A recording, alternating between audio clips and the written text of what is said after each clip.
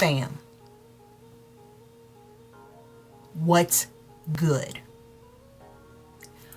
Listen, I have like 5 of these, and I did not want to wear the same one twice on camera, and I just spent like an hour looking for the mug, so I gave up, finished filming the look. So you're gonna see me with my Thundercats fitted. Normally wouldn't come on camera in a fitted, but I didn't want to do the twists, like, you know, without some kind of accessory. So anyways, so bypass all that. It's your girl D, back with another video. I actually am going to be doing this look on Facebook Live for some ladies in one of my makeup groups. And I figured, because I asked them, what do you guys want me to do? One of them gave me a picture of this eye, and I will show it here. So I figured it would be my recreation using the Metal Matte palette from Kat Von D. So if you would like to see how I whipped this up, stay tuned after the jump.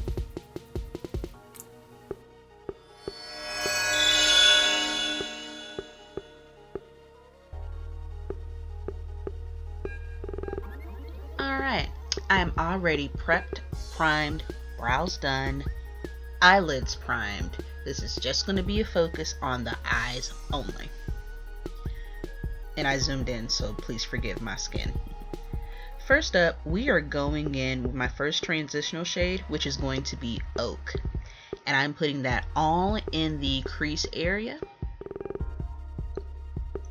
with a big fluffy brush.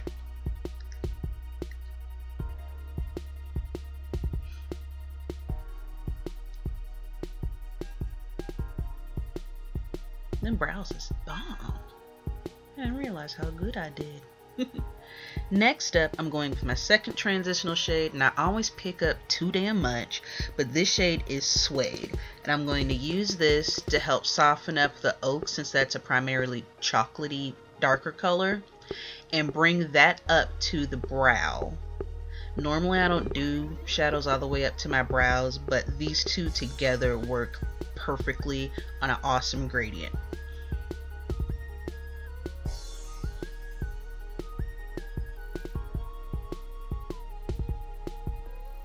And I touched back up with a little bit of Oak after that. Forgive. Oh well.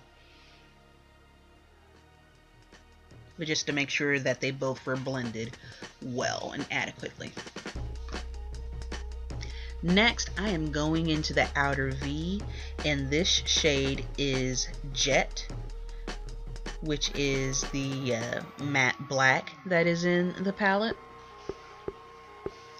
And this look required a whole lot of back and forth and back and forth and back and forth and back and forth and blend, because we have to blend to save our relationships, and blend to save our edges, and blend to save our lives. Plus, this is also a test run, and I'll be recreating this look again for Facebook Live, but I figured that I would go ahead and still document the venture for you guys in case somebody else wants to recreate it or try it as well. Using Jet, I'm putting that in the outer V, but also bringing it into the crease and bringing it somewhat inward. I brought it in just a little too far on the left eye, so I'm trying to soften that up, blend it some more. But the good thing is we just go fake it till we make it.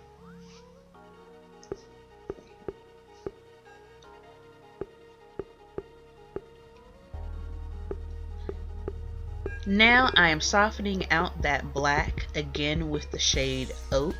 I didn't want it to be that harsh of a transition, even though it is a brown based smoky eye, but I still, because the Oak blends into my skin so well, I still want to bring back a little bit of warmth to that smoke part.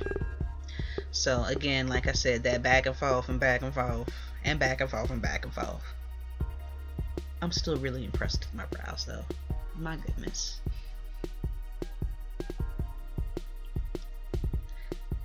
Now I'm actually going back in again with Suede, but this time I'm sweeping it all over the lid to go ahead and serve as a base for the metal shade to adhere to. Even though my eyelids are already primed with some Too Faced Shadow Insurance, I still want to make sure that I've got a good layer and that everything will blend smoothly and lovely like.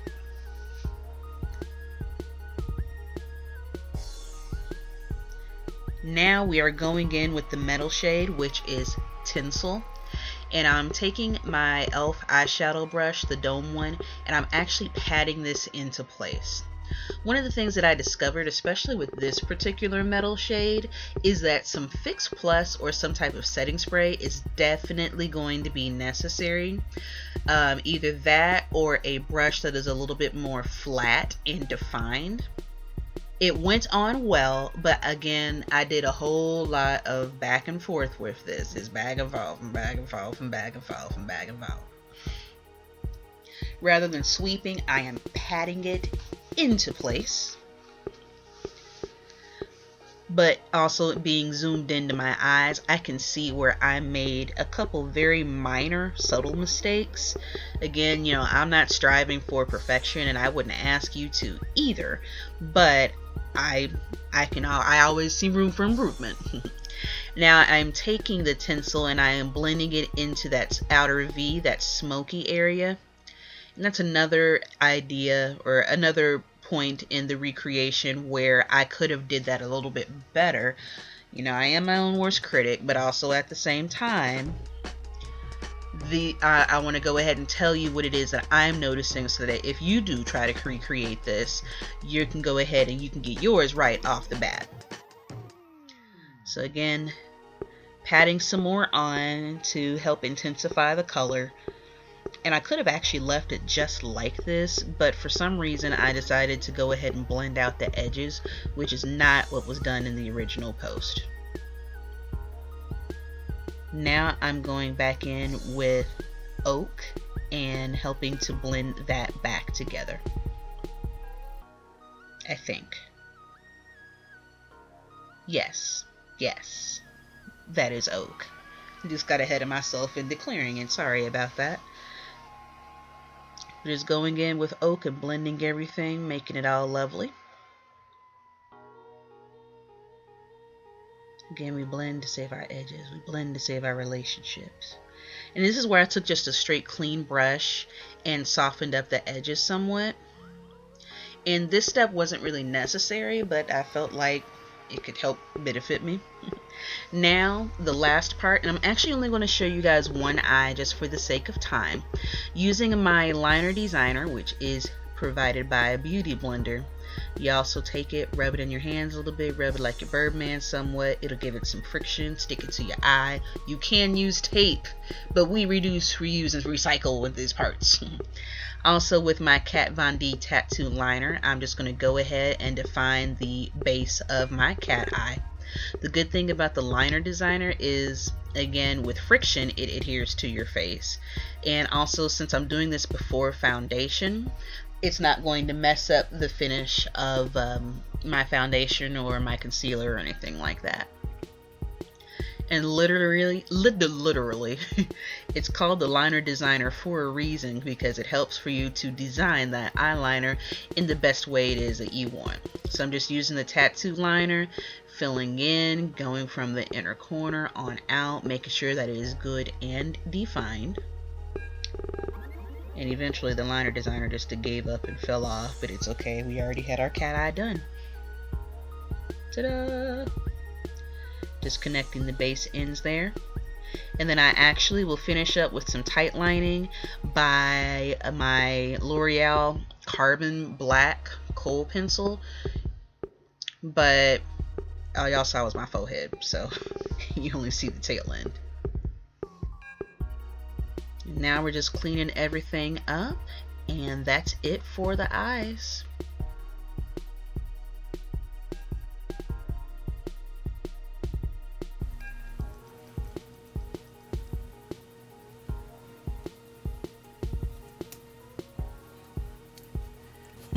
Here's the finished look. I hope that you like it. I will list the remaining components of this face in the description box if you are curious. I hope that you found this video useful, and I would love to see some additional inspiration from you guys. So please tag me in your looks as well too. If you're going to try to recreate this actually is a recreation from a picture that was shown. So I figured, why not? As always, thank you ever so much for watching, liking, commenting, and especially subscribing. Big shout out to all of the new subscribers. I'm so glad you are here. If you have any questions or suggestions, hit your girl up in the comment section. Again, I would love to see what it is that you are able to come up with using this palette, so please be sure to tag me in those looks so we can keep one another inspired and give one another new ideas and all that good stuff. Other than that, until next time, I will see you on my next video. Take care.